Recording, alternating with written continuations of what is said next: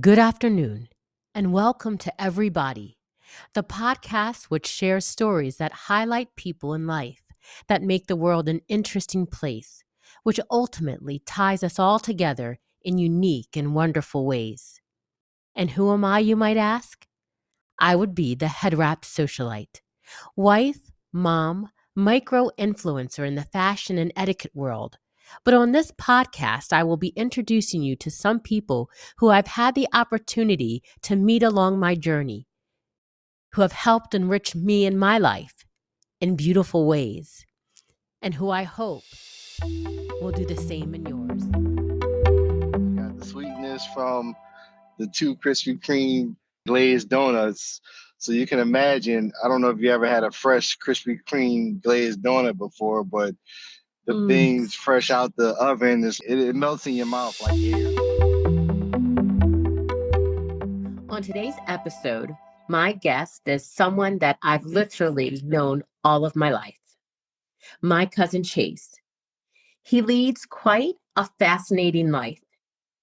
In the realm of family, he shines as a devoted husband and father, and he's also a caring son and always a protective big brother. Within the world, Chase tackles complex challenges as a robotics equipment technician, but it doesn't stop there because he has created a space for himself in the digital world as a vlogger, in which, dare I say, he shines. I am so excited to sit down and talk with my cousin on today's episode. So, welcome, Cousin Chase, to today's episode. And can you tell the listeners a little bit about who you are? Hey, what's happening? What's good? What to do? It's your boy Chief. Oh man, I really appreciate the introduction. That was awesome. I need that on the recording for myself. Yeah, I am everything that you've mentioned and probably a little bit more. Definitely a husband. I have a wife, Tiffany, and I have a daughter, Marley. You know, they are my life. It's every day. I try to make it happen for them. But I'm also a big brother. I have plenty of brothers around me, but my actual brother is Randy, who's a chef. And then I got my sister Brandy, who's a music entrepreneur, does all types of production for the entertainment industry. So I work in the robotics technician world, which if people don't really understand what that is, kind of to break it down, is I deal with memory chips. I work for Micron, one of the biggest memory suppliers in the world. And we make all the memory that goes into your new cars, your phones, your watches. We pretty much provide that. And yeah, my job is to help these things called vehicles transport memory to different tools throughout the fab. My job is to help keep those rolling because we are 24/7, 365. There's no shutdown. There's cars to be made. There's memory to be made. It's just a crazy story because I really had no idea. I mean, I know about memory chips and stuff like that, but I really never thought to see myself in this industry. You know, it kind of just fell into my lap. Really, I got hired as a materials handler. So Micron and Manassas, they were building a new fab. It's like $1 billion fab they were building. And I was supposed to be in charge of helping move this material into the fab and upstairs into the different locations needed to go. Well, I guess they really loved the work that I was given and they wanted to keep me on because I was contracted on. Before this, I was doing moving in stores for 12 years. That was a lot. I was a warehouse manager for 12 years. But yeah, so they loved what I did for the company, really wanted to keep me on. And then they put me into a technician, level 1 technician into the fab. So I started learning about memory processing and all of that stuff. So yeah, like I said, I had no idea, but now I'm about 2.5 years into it, and yeah, I can't complain at all. How many hours would you say you probably work a week? Man, so I work probably about 60 hours a week because I do a lot of overtime. I got projects and stuff that they allow me to participate in and, just help further out the company. Wow. So you're Yeah. busy. Yeah, I'm always busy. And then in between that, somehow, some way, I find time to do my King Fat Snack stuff. We're going to get into that because I'm super fascinated and excited to share with the listeners about the other things that you do. But before we get into that, I want to ask you about your role as a husband and father. Okay. As an adult to adult, right? Because we grew up together. So it's, this is my cousin Chase. Like we ran around outside. Now we're in different phases of our lives. And I know that your husband, your father, your wonderful son, and I know through all this time, it's transformative. How has your journey through these different stages shaped your understanding of love and also responsibility? The core of it all comes from my grandma. I don't know if anybody really know, but I never had a father growing up. Like I knew who he was, but he was never really in my life. I can honestly say that. So I had other male figures like my Uncle Tom, rest in peace to him, but he was more or less like my father figure and he was in Philly. But a lot of it comes from my grandmother. She pretty much was a hard worker. She held down the forts. She showed me how to keep it clean, take care of the house, and just always had unconditional love. And then, my mother also, they always just show unconditional love. So a lot of that I pour that into my family, my daughter, definitely just to show her that, you can do anything, you can be anything. And then just being a husband, we've been together for 23 years. Oh my gosh. Wow. Yeah, so we've been married for about 15 years now. So it's been a long time. Been a long journey. And I'm not even gonna sit here and say that it was all easy and everything was peaches and cream. Because honestly, it truly wasn't. If somebody say they're long marriages, then yeah, whatever. Right. Nah, I mean it's just hard work, dedication, just stay prayed up, and just trying to work towards a common goal. And that's what I love about me and my wife. We were on the same page with a lot of things, common goal in life, and then common goal on how we're raising our child, also. So I think it all kind of just works together. For sure. Thank you for sharing that part of your story with us. This is where I'm curious, Chase. So this is going to probably be like a 3-part question. It might even be a 4-part question. I'm so curious to hear about your YouTube channel. How do our listeners go about finding you? And how did you make the transition into the digital world as a snack and food blogger? I find it fascinating. So that was a lot. But so I'm just curious to hear about it all. It's called King Fat Snacks. Snacks with a Z. I don't even know why I did it that way. I just wanted to be different. King FAT Snacks with a Z. Okay. And that's on my YouTube channels. My Facebook is the same name. Now my Instagram is King Fat Snacks Official. Okay. Because I had never mind, I'm not even gonna get into that. I was about to call somebody a name, but somebody hacked my account and got in there and took everything, and I never could get it back from Instagram and process because they send us a picture of you that is on your account and make sure that it looks like you. So I send them a picture of me and they're like, you don't match your account. I'm like, it's 500 pictures on there of me. What is wrong with you? So I kind of lost a lot of followers on there, but on my Facebook, I'm up to 17,000 followers. Nice. I think almost 17,500. If you just Google that, or go on YouTube, just type in King Fat Snacks. It'll pop up really quick. Okay. I have quite a few videos on there. How do I get into this? Throughout the years, I've always just been into weird foods and stuff like that. And the crazy thing is, it's something that people's told me that I got from my dad. So, right.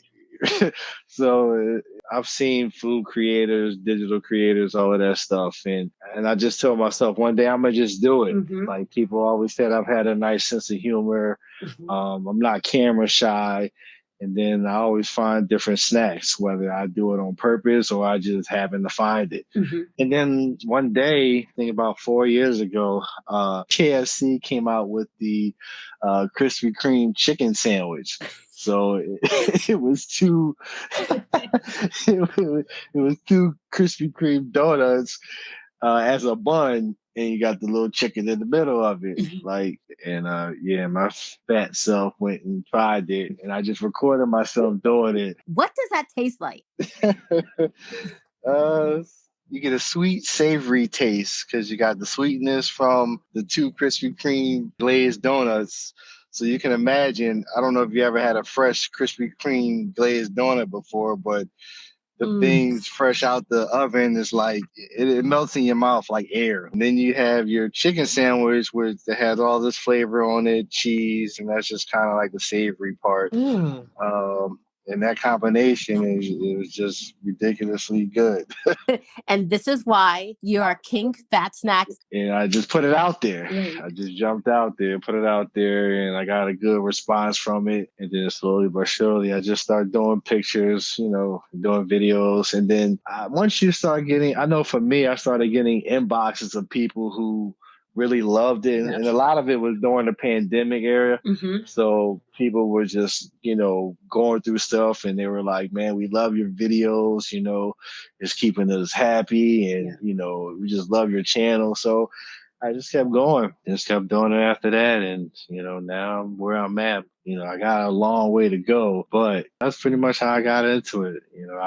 People will send me different foods to either try or find. I mean, the secret is I don't eat everything. Okay, that was my next question. So I'm like, you put out a lot of food. One, I can't afford to. I don't get sponsors and all of that stuff just yet. Right. Not like everybody else do. Get stuff sent to their door.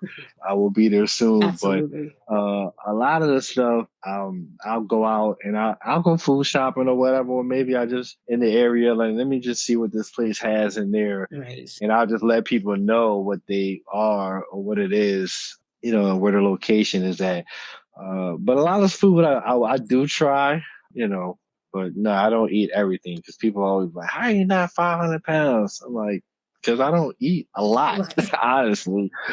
I work out when I can, and I play basketball here and there, but I don't eat everything, man. I can't afford to. And I would be 500 pounds if I did, and there's no absolutely way I'm doing that because he said Marley has soccer, and I got to keep running around after the child. Exactly. What do you find the most fascinating thing about what you do?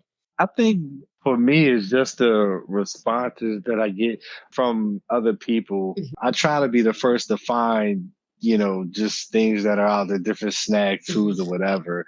And I know one time I had a frozen waffle. Was it Cinnamon Toast Crunch? Might have been that. It was something, but it was like 4 years ago.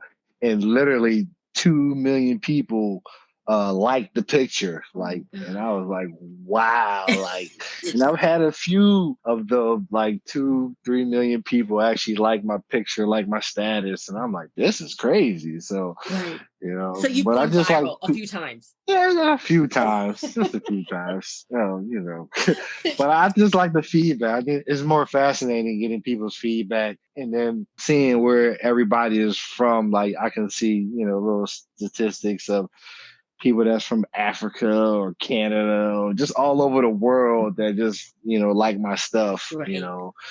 And then just the dumb questions that I get, I think that's kind of fascinating too, because that you're honestly, I know people are going to listen to this. I'm sorry, I'll be ready to cut some of them people out on my page. That's where I do. So where do you find the time to do all this, Chase? Because you work 60 hours plus. Where do you find the time to make content? Where do you find the time to go and find different foods? When do you have time to respond to all of your viewers? I rarely sleep. My sleep schedule sucks. I probably get 3 or 4 hours of sleep and then I'm on the move. Yeah. It just during my outing on the way to work. It could be during my break. Yeah.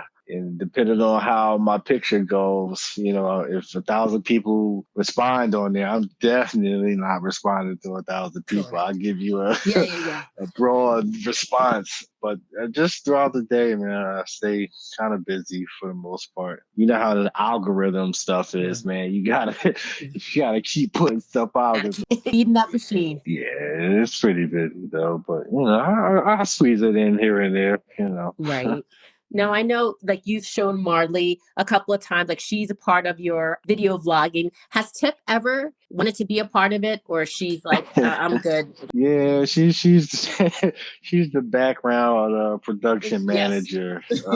Yeah, she's always been that person, Yeah. and you can tell on some of the videos.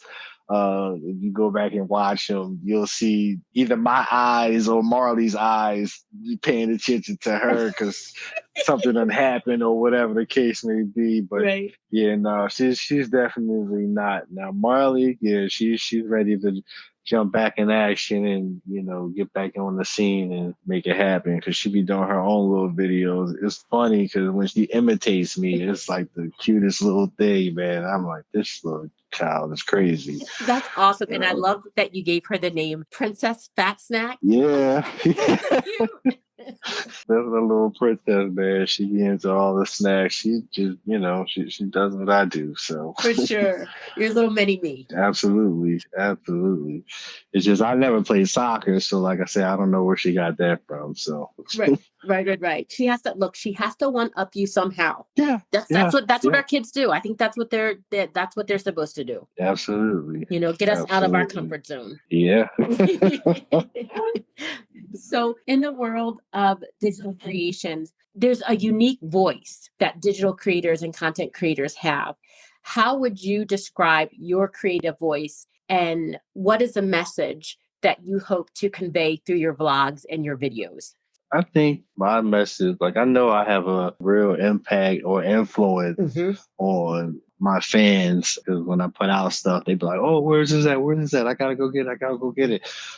So I appreciate them trusting my judgment Right. on things, Hmm. which is not always right. Not always right. But my message, I just like to spread positivity, Yes. man. It's just too much negative stuff going on out there in the world, and if I can, apply some type of laughter Yeah. in somebody's life for a day, or people get joy out of snacks, man. I like people be Yes. excited for snacks. So when I post stuff and they be like, "Oh, I'm going now. I'm going to the store right now," or "It's in my shopping list right now," Hmm. I enjoy that. So if I can just have people just look at my channel and love it just for the positive and Right. love that it's trying to spread out there, then I'm okay. If I can get a follower a day, Right. I'm all right. There you go. So I do want to ask Chase, with life comes our ever evolving journey. Can you share with the listeners a moment of personal growth that you've had that has been particularly influential in shaping your aspirations and passions? Just probably after having a child, Hmm. definitely changed me.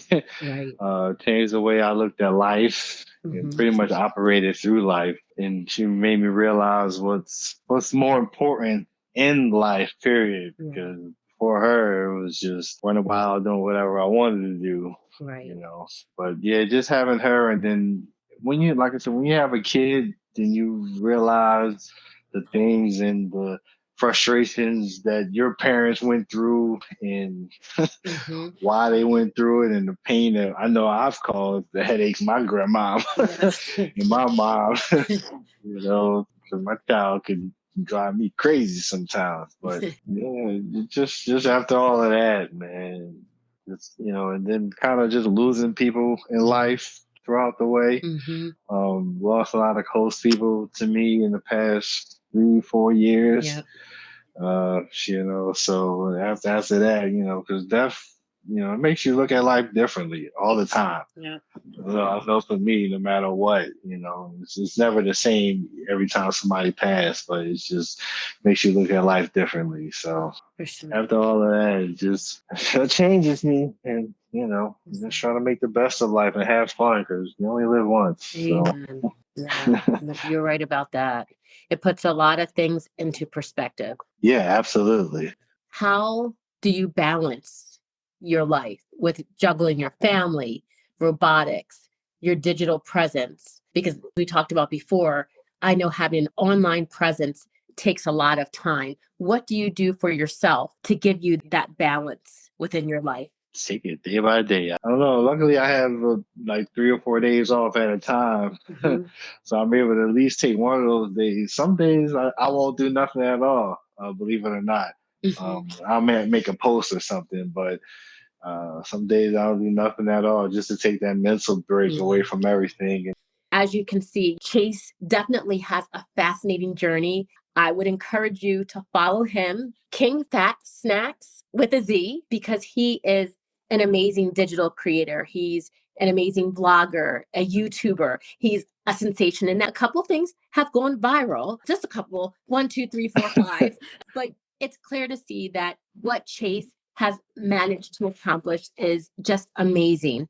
And this conversation really reveals to me the intricate dance between your family and your professional life. And it also illustrates for me how family love and career can coexist and thrive within the same space. So, as we wrap up today's episode, I am grateful for this opportunity to explore your journey. And thank you for being so open and sharing your life experience with not only me, but the listeners. I hope you found this episode inspiring. I thank my cousin Chase for being here. And if you didn't know already, because he kind of dropped an Easter egg in the very beginning, Chase's birthday falls with Halloween.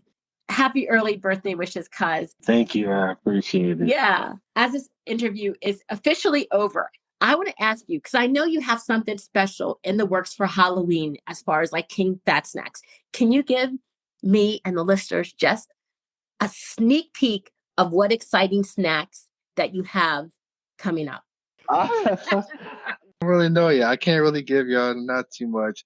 I will say this though. I can give you this if I'm probably gonna do it anyway or not. But if the Phillies win tonight, because we're supposed to be in the World Series. Correct. Today is Game 7, so Phillies win tonight. I do have another video I am going to drop because there is a Reese's frozen fruit that's out, so I haven't posted about it yet. There you go. Mm, Okay, so you heard it here.